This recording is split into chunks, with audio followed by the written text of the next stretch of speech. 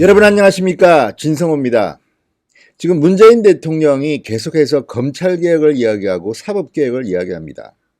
마치 조국 전 장관 일가에 대한 수사가 시작되니까 총체적으로 검찰, 법원을 압박하는 모양입니다.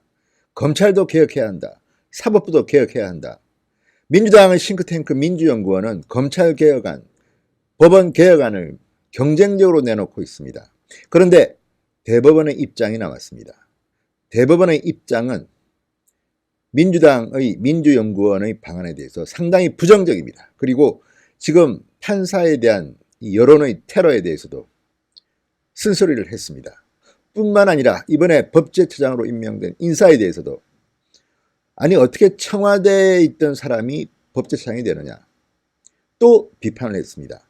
자, 지금 대법원은 아시다시피 문재인 대통령과 코드가 맞다고 평가를 받고 있는 우리법 연구회 등등 그쪽 진영 판사들이 다수입니다. 그럼에도 불구하고 대법원이 이런 목소리를 내고 있던 이유는 무엇일까요? 그만큼 지금 문재인 정권의 검찰 사법개혁이 방향성을 잃고 있다는 겁니다. 같은 편이 보기에도 도가 지나치다는 겁니다. 자, 이제 문재인 정권 점점 더 콘으로 몰릴 것 같습니다. 진성호의 융단 폭격 시작합니다. 문재인 정권을 융단 폭격합니다. 방송에 앞서 아직 진성호 방송의 구독자가 아니신 분들은 붉은색 구독 버튼 눌러주시면 감사하겠습니다. 자, 대법원이 이례적으로 최근 서울중앙지법 판사들에 대해서 네티즌의 신상털기와 인신공격이 너무 지나치다며 재판의 독립을 제해할 위험이 있는 행위로 적절치 않다는 공식적인 입장을 내놨습니다.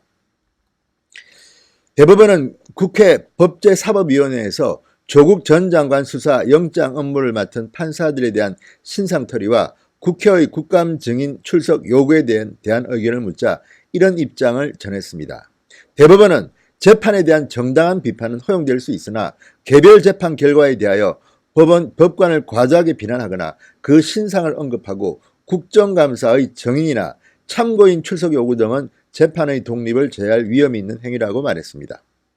대법원은 더불어민주당의 싱크탱크인 민주연구원이 지난 8일 조국 수사를 언급하며 사법개혁의 필요성을 밝힌 것에 대해서도 같은 답변으로 가름했습니다. 자, 대법원의 우려와 같이 지금 조국 전 장관 일가 수사와 관련해서 영장실질심사를 맡았던 부장판사들에 대한 비판이 거셉니다. 명재권은 명재권대로, 송경호는 송경호대로 비판을 받고 있습니다. 그렇지만 명재권 판사의 경우는 좀 다릅니다. 저도 인신공격이라든지 신상털이 이런 거는 반대하지만 누가 봐도 부당하다고 판단하는 데 대한 의견은 낼 수가 있는 겁니다.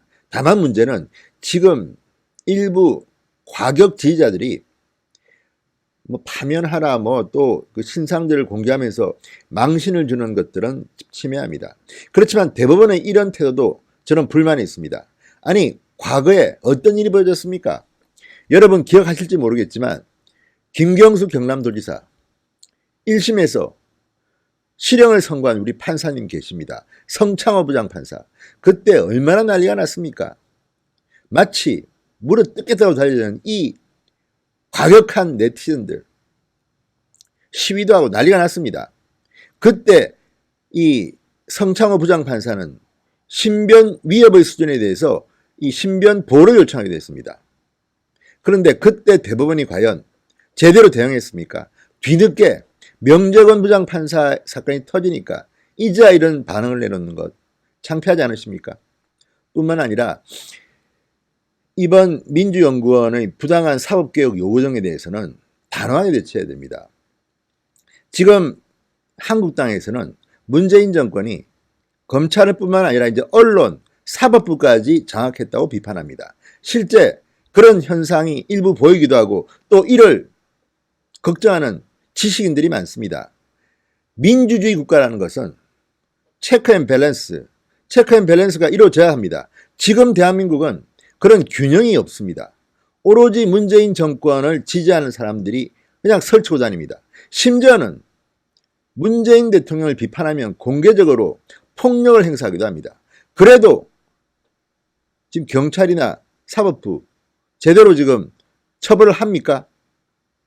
시위를 해도 폭력을 행사해도 특정 세력에 대해서는 관대하고 특정 세력에 대해서는 바로 잡아가 버립니다.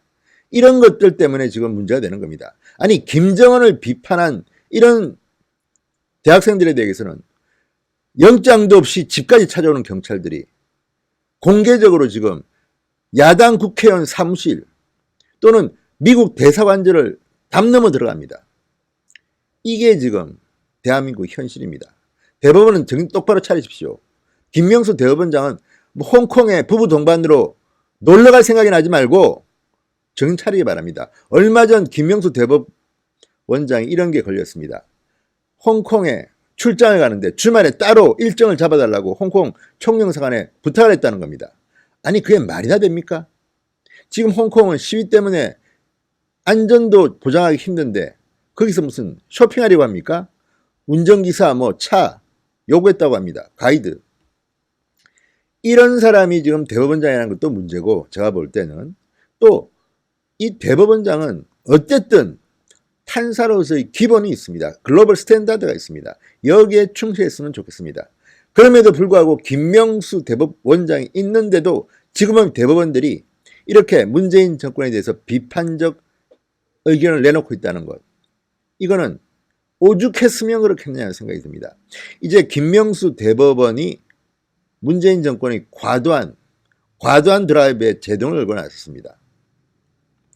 최근 제가 봐도 서초동이나 이런 데 광화문 등등에서 열리는 집회에서 판사들에 대한 인신공격, 심지어는 실명이 적힌 집회 팸플렛 쉽지 않게 찾아볼 수 있습니다.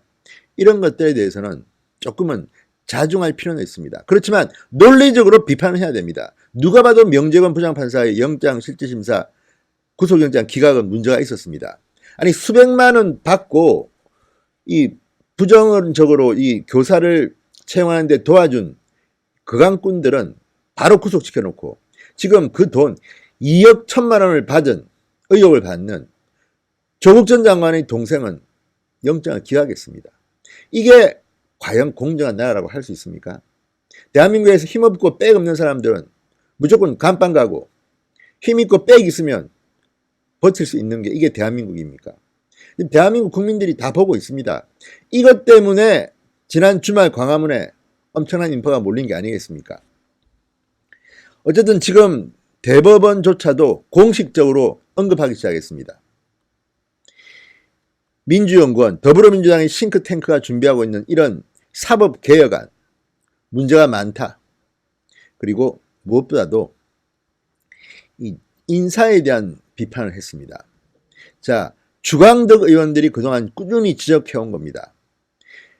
현직 부장판사를 지내다가 청와대 법무비서관이 되고 그 다음에 법제처장으로 임명된 김형년 현 법제처장 케이스입니다. 법관 퇴직하자마자 짧은 시간 내에 청와대 비서관으로 임명되는 것은 적절치 않다. 대법원은 이렇게 답했습니다.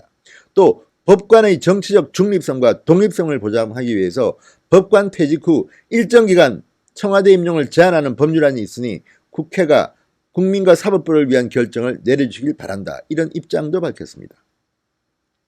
자, 대법원이 언급한 이 법안은 현재 김형년 방지법이라고 불리면서 법사위에서 논의 중입니다.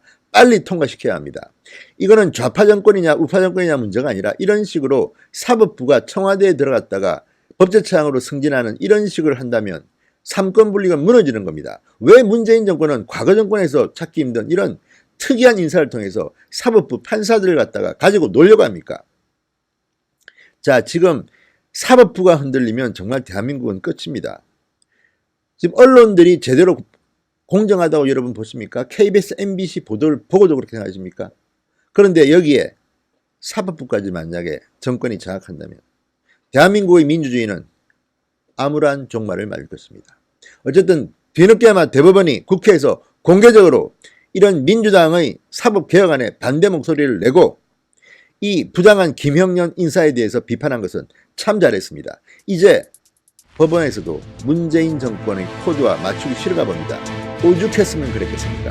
문재인 정권은 정신 차리시기 바랍니다. 진성호의 융단 폭격이었습니다. 여러분 감사합니다.